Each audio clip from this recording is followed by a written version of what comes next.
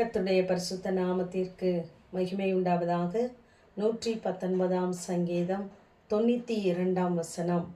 உடைய வேதம் என் மனமகிழ்ச்சியாய் இராதிருந்தால் என் துக்கத்திலே அழிந்து போயிருப்பேன் என்று சங்கீதக்காரன் சொல்லுவதாக நாம் வாசிக்கிறோம். இந்த வார்த்தையின் ஆழங்களின் வழியாய் நம்மில் அநேகர் கடந்து சென்றிருக்கலாம். நாம் துக்கத்திலே அமிழ்ந்திருக்கும் பொழுது, சோதனை நம்மை சூழ்ந்து கொள்ளும் போது, கண்ணீரின் பள்ளத்தாக்கிலின் வழியாய் நாம் கடந்து செல்லும் பொழுது, தனிமையாக்கப்படும் பொழுது, நம்மை தேற்றுவதற்கு ஆள் இருந்தும் நாம் தேற்றப்படக்கூடாதவர்களாய் நாம் நிற்கும் பொழுது, கர்த்தருடைய வேதம் மாத்திரமே நம்மை ஆதரித்ததாய் அரவணைத்ததாய் இருந்த நாட்கள் உண்டு. ஏனென்றால் நாம் அப்படிப்பட்ட சூழ்நிலைகளின் வழியாய் கடந்து போகும் பொழுது, நமக்கு நேராய் கர்த்தருடைய வார்த்தை வருமானால், நாம் கடந்து வந்த எல்லா வேதனைகளும் பாடுகளையும் அந்த வார்த்தை மறக்க செய்யும். மலை போல நாம் பார்த்ததெல்லாம் ஒன்றும் இல்லாமல் போவதற்கு கர்த்தருடைய வார்த்தையிலே வல்லமை உண்டு, ஜீவன் உண்டு.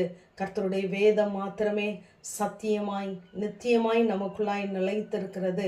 கர்த்தருடைய வேதம் ஜீவாப்பமாய், ஜீவ நீரூற்றாய், ஜீவ வழியாய், ஜீவ விருட்சமாய் நமக்குள்ளே கிரியை செய்ய அது போதுமானது.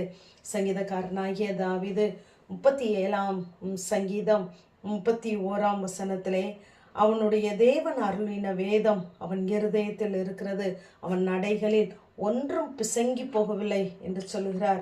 ஆகவே கர்த்தர் தந்த வேதம் நம்முடைய இருதயத்திலே இருக்குமானால் நம்முடைய நடைகள் எல்லாம் வாய்க்கும். நம் வலதுபுறம் இடதுபுறம் சாயாதபடி அந்த வார்த்தை நமக்குள்ளே கிரியை செய்து கொண்டு வழியுதுவே என்று சொல்லிக்கொண்டே இருக்கும்.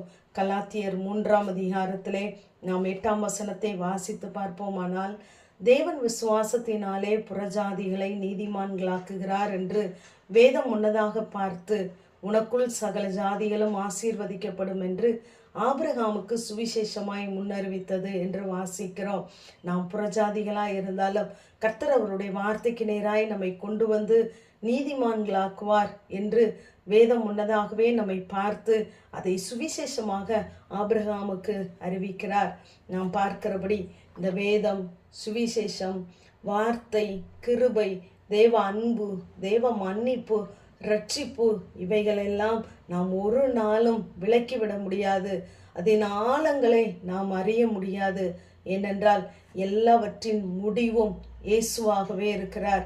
இப்படிப்பட்டவைகளிலே நாம் வளர முடியுமே தவிர ஒரு நாளும் நாம் ஒருவரும் பூரணத்தை காண முடியாது. ஏனென்றால் அத்தனை ஆழம் நிறைந்தது.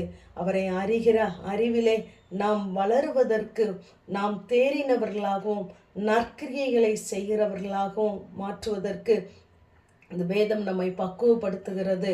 என்றால் நாம் யோவானை குறித்து பார்க்கும் பொழுது, அவர் இயேசுவை எத்தனை அறிந்திருந்தாலும் அங்கு பத்மு தீவிலே வெளிப்படுத்தலிலே சொல்லும்போது, மனுஷகுமாரனுக்கு ஒப்பானவராய் பார்த்தேன் என்று சொல்லுகிறார்.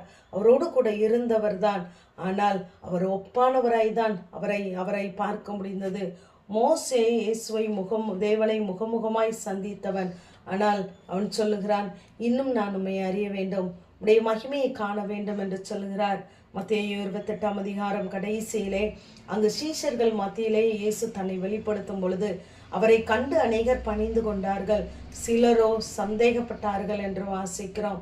ஆகவே தேவனை நாம் முழுமையாக ஒரு நாளும் ஒருவரும் அறிந்து கொள்ள முடியாது. நாம் கர்த்தரை அறிகிற அறிவிலே நாம் ஒவ்வொரு நாளும் வளருவோம்.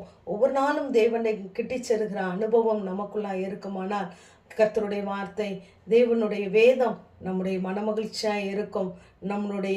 அது நம்மை அழகாய் வாழ வைக்கும், நம்மை நிலைநிறுத்தும். கிறிஸ்துவை அறிய நாம் இந்த உலகத்தின் வேஷங்களுக்கும் அசுத்தங்களுக்கும் தப்பு வைக்கப்படுகிறோம். ஆகவே கர்த்தருடைய வார்த்தையை மாத்திரம் வைத்து கொண்டாடுங்கள்.